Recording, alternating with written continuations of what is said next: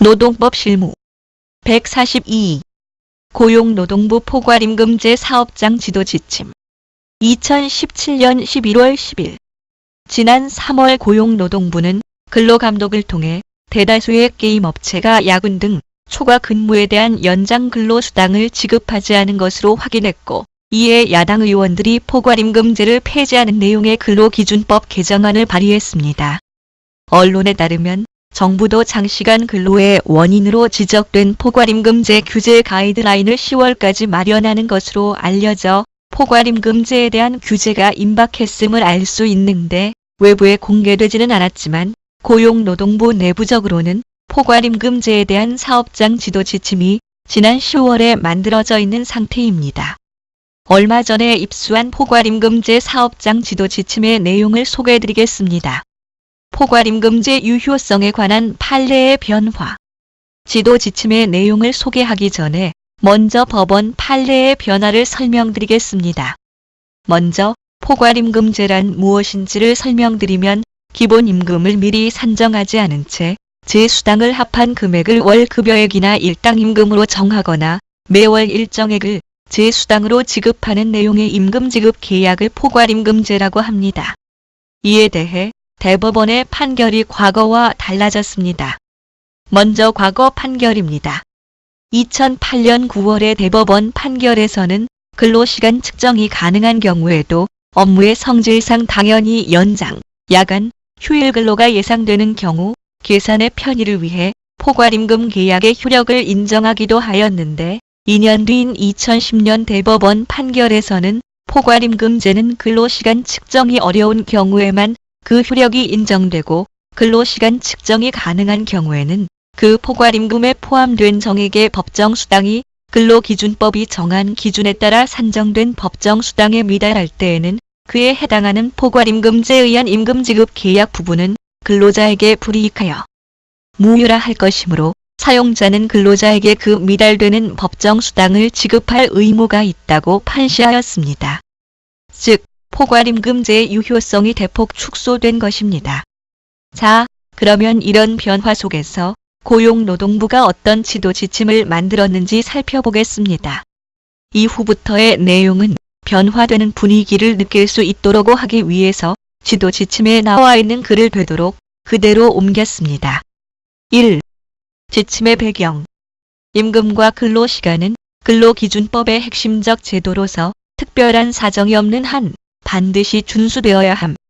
포괄임금제는 근로기준법의 임금과 근로시간 규정을 사실상 형해화하는 관행으로서 근로시간 산정이 실제로 어려운 경우 등 엄격한 요건 아래 극히 제한적으로 인정되어야 하는 임금지급 방식이나 현장에서는 계산상의 편의, 초과 근로 예정 등 다양한 이유를 들어 근로기준법의 원칙과 판례가 허용하는 범위를 넘어 매우 광범위하게 활용되고 있음. 포괄임금제는 1. 장시간 근로를 고착화시킴으로써 노동자의 일과 삶의 균형 및 재충전 기회를 불가능하게 하고 2. 실제 일한 시간에 따라 마땅히 받아야 할 임금에 미달하는 임금을 받게 되는 등 다양한 문제를 야기하고 있음. 즉, 포괄임금제는 가산수당을 통해 초과 근로를 억제하고 법정 근로시간 준수를 유도하고자 하는 근로기준법의 근로시간 제도에 배치되는 관행임. 따라서 포괄임금제가 허용되는 예외적 자유를 명확히 하여 포괄임금제의 편법적 남용을 방지하고 실근로시간에 상응하는 보상 원칙이 확립되도록 현장을 적극 지도할 필요가 있음. 2. 포괄임금제의 개념. 포괄임금제는 연장 근로수당을 비롯한 법정수당 등을 실제 근로시간에 상관없이 기본급에 포함하여 지급하거나 정액으로 지급하는 임금지급 방식임. 따라서 두 가지로 나눠볼 수 있는데, 첫째, 정액급제는 기본급을 미리 정하지 않은 채 법정수당을 합한 금액을 월급여액 또는 일당으로 지급하는 방식이고, 둘째, 정액수당제는 기본급은 정하지만 근로시간 수에 상관없이 법정수당을 일정액으로 지급하는 방식임. 정액급제의 사례로는 A는 1일 24시간씩 격일 근무하기로 하고 월 임금을 150만 원으로 함, 또는 B는 9시부터 20일까지 근무하기로 하고 일당을 10만 원으로 함 같은 게 있고, 정액수당제의 사례는 쓰는 연장, 야간, 휴일 수당을 기본급의 25%로 함 또는 뛰는 연장, 야간, 휴일 수당을 매월 10만 원으로 함 같은 게 있음. 3. 포괄임금제의 유효 요건. 먼저 5인 미만 사업장은 근로기준법 적용 대상이 아니므로 근로시간 규정이 적용되지 않으므로 이 지침도 적용되지 않음. 1. 포괄임금제는 근로시간 산정이 어려운 경우에 한하여 예외적으로 인정. 근로시간 산정이 어렵지 않으면 명시적 합의가 있어도 무효. 원칙적으로 근로시간 산정이 어려운 경우가 아니라면 포괄임금제 방식으로 임금지급 계약을 체결할 수 없음. 근로시간 산정이 어려운 경우란 근로시간의 산정이 물리적으로 아예 불가능하거나 거의 불가능한 경우만을 의미. 단순히 근로시간 관리가 곤란한 경우는 근로시간 산정이 어려운 경우에 해당하지 않으므로 계산상의 편의나 직원의 근무 의욕 고취라는 목적으로 포괄임금제를 활용하는 것은 허용될 수 없음. 법정 근로시간을 초과하는 연장, 야간, 휴일 근로가 당연히 예상된다는 이유만으로는 근로시간 산정이 어려운 경우에 해당되지 않음. 특히 일반 사무직의 경우는 근무시간 동안 관리자의 지배 범위 내에서 근로를 제공하고 출퇴근, 휴게 시간이 명확히 정해져 있으므로 근로시간 산정이 어려운 경우로 볼 수 없음. 참고로 근로시간 산정이 어려운 경우를 예시하면 이렇다. 관리자의 지휘 감독을 벗어나 주로 사업장 밖에서 근로하며 근로시간을 노동자가 재량으로 결정하고 성과급 형태로 지급받는 등 근무 형태가 도급적 성격이 강한 경우. 다만 사업장 밖에 근로라 하더라도 구성원 중 근로시간을 관리하는 자가 있거나 회사로부터 당일 업무를 구체적으로 지시받고 사업장에 돌아오는 경우 등 사용자의 구체적인 지휘 감독이 미치는 경우라면 근로시간 산정이 어려운 경우로 볼 수 없음. 매일의 기상 조건에 따라 근로시간이 달라지는 업무가 기상, 기후 등 자연 조건에 좌우되어 정확한 근로시간의 측정이 어려운 경우. 다만 자연 조건에 영향을 받지 않는 노동자 또는 이와 관련 없는 직무를 하는 경우라면 해당되지 않음. 주로 사업장 밖에서 근로하면서 상황에 따라 근로시간의 장단이 결정되어 근로시간 산정이 어려운 경우.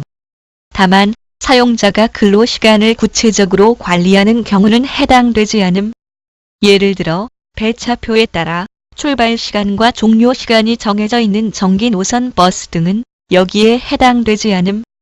근로 형태나 업무의 성질이 단속적, 간헐적이어서 대기 시간이 많아 정확한 실근로 시간 산정이 곤란한 경우. 다만 감시 단속적 업무라도 잠시라도 업무를 소홀히 할 수 없는 고도의 정신적 긴장이 요구되는 경우 등은 해당되지 않음. 이 근로시간 산정이 어려운 예외적인 사유가 인정되는 경우라도 그에 더하여 반드시 포괄임금제에 대한 명시적 합의가 있어야 함. 근로계약서에 포괄임금제를 적용한다는 내용이 명시적으로 기재되어 있어야 함. 단체 협약의 포괄임금제 적용에 대한 근거가 있더라도 개별 근로자의 명시적 동의를 얻어야 함. 근로계약서에 임금산정식만 제시한 것만 가지고는 합의했다고 보기 어렵고 포괄임금제라는 문구가 명시되거나 법정 수당이 실제 근무와 무관하게 기본급여나 정액수당에 포함되어 지급된다는 내용이 기재되어야 함. 단순히 근로자가 아무런 이의 없이 급여를 수령했다는 사실만으로는 합의가 있었다고 인정하기 어려움. 단체 협약 또는 취업 규칙 등의 기본급과 별도로 법정 수당을 각 항목별로 나누어 지급하도록 규정하고 있다면 노사 간 일정 시간을 연장 근로시간으로 간주하기로 합의했어도 이를 포괄임금제에 대한 합의로 볼 수 없음. 4. 업무 처리 방법. 1. 포괄임금제가 유효하게 성립된 경우, 즉 근로시간 산정이 어렵고 포괄임금제에 대한 명시적 합의가 있는 경우. 포괄임금제가 유효한 경우에 한하여 연장, 야간, 휴일 근로수당, 주휴수당은 포괄임금에 포함되어 지급된 것으로 인정되고 사용자에게는 차액 지급 의무가 면제됨. 단, 일일 단위 근로계약을 체결하는 순수 일용 근로자의 일당에는 주휴수당이 포함되었다고 볼 수 없고 근로가 연속되어 주휴가 발생하면 별도로 주휴수당을 지급해야 함. 연차 유급 휴가 미사용 수당은 이를 포괄임금에 포함할 경우 휴가 사용권의 사전적 박탈이 문제되므로 포괄임금에 포함할 수 없음. 또한 퇴직금은 근로관계의 종료를 요건으로 그 지급 사유가 발생하므로 포괄임금에 포함할 수 없으며 앞의 연차 유급 휴가 미 사용수당과 퇴직금을 별도로 지급하지 않으면 임금체불로 법 위반에 해당됨. 포괄임금제가 유효하게 성립했더라도 실제 연장 근로시간이 일주 12시간을 초과한 것이 입증되는 경우에는 법 위반에 해당됨. 주 12시간을 초과한 시간을 근무하기로 약정한 경우는 법 위반 소지가 있으므로 주 12시간 이하로 약정을 변경하도록 지도. 이 포괄임금제 성립이 유효하지 않은 경우, 즉 근로시간 산정이 어렵지 않거나 포괄임금제에 대한 명시적 합의가 없는 경우를 의미함. 근로기준법상 실근로시간에 따른 임금지급 원칙을 적용. 포괄임금에 포함된 법정수당이 근로기준법이 정한 기준에 따라 산정된 법정수당에 미달할 경우 그 임금지급 관련 조항은 무효. 사용자는 실근로시간을 기준으로 근로기준법에 따라 산정된 법정수당 이상을 지급해야 함. 한편 노사 간 합의로 실제 연장 근로시간과 관계없이 일정 시간을 연장 근로시간으로 간주하기로 하는 합의를 한 경우에는 사용자는 노동자의 실제 근로시간이 합의한 시간에 미달하는 경우라도 약정된 연장수당은 지급해야 하고 합의한 시간을 초과하는 경우에는 차액을 추가 지급해야 함. 참고. 포괄임금 계약이 무효인 경우 임금체불의 구체적 판단. 여기서는 5인 이상 사업장에서 월 소정 근로시간을 209시간, 월 소정 근로일수를 23일로 가정하고 계산하였다. 1. 정액급제의 경우 연장, 야간, 휴일 수당이 포함되었다고 계약했더라도 이 조항은 무효이므로 지급된 임금 총액을 소정 근로시간에 대한 임금으로 보고 통상시급을 계산하며 실근로시간에 따라 산정된 법정수당 이상을 지급해야 함. 사례 1. 근무시간을 따로 정하지 않고 월 200만 원을 임금 지급한 경우 근로자가 한 달간 20시간의 연장 근로를 한 경우의 체불 금액은 200만 원을 209시간으로 나눈 통상시급에 20시간의 연장 근로시간을 곱하고 가산임금 1.5배를 한 28만 7,081원이다. 사례 2. 근무시간을 9시부터 휴게 2시간 포함하여 21시까지로 정하고 월 300만 원을 지급한 경우, 즉 하루 2시간의 연장 근로를 사전 약정한 경우다. 이때 근로자가 한 달간 50시간의 연장 근로를 한 경우 원래 정해진 2시간 곱하기 23일에 46시간보다 4시간을 더 일했으므로 그 금액을 추가 지급해야 한다. 300만 원을 209시간 더하기 46시간의 1.5배 시간을 더한 값으로 나누고 추가 지급할 4시간의 1.5배한 64,748원이다. 사례 3.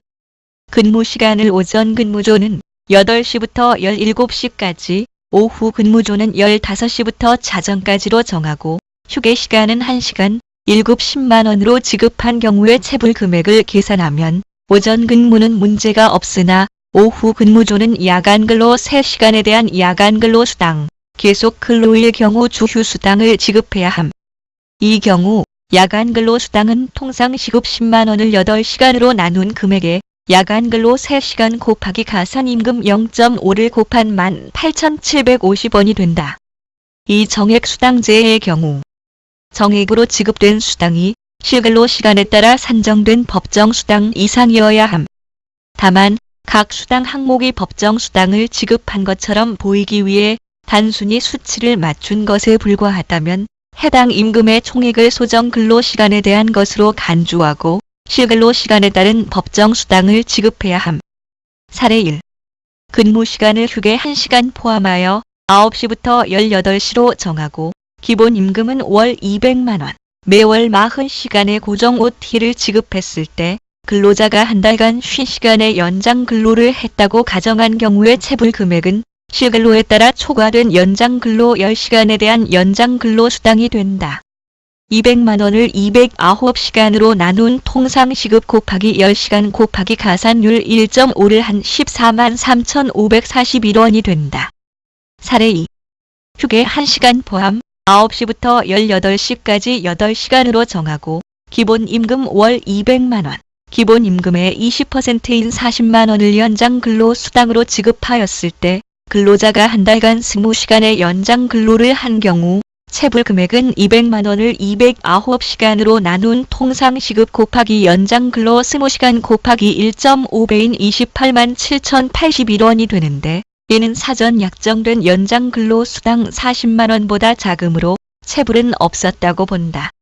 그런데 근로자가 한 달간 40시간의 연장 근로를 했다면 같은 방식으로 계산한 수당은 57만 4,162원으로 사전 약정된 40만 원보다 초과되는 17만 4,163원을 체불한 것이 되므로 추가 지급해야 할 것이다. 5. 사업장 지도사항 1. 근로기준법에 따른 근로시간, 임금지급 원칙 준수 지도. 근로시간 산정이 어려운 예외적인 경우가 아니라면 포괄임금제 약정 체결 금지 지도하고 연장 근로 한도 초과, 할증임금 미지급 등에 대해서는 근로기준법 위반으로 처리. 이 근로기준법상 근로시간 계산의 등례, 즉 간주 근로시간 재량 근로시간 제도의 활용 지도. 노동자가 출장 등의 사유로 근로시간의 전부 또는 일부를 사업장 밖에서 근로하여 근로시간 산정이 어려운 경우는 포괄임금제가 아닌 간주 근로시간 제도를 활용토록 지도.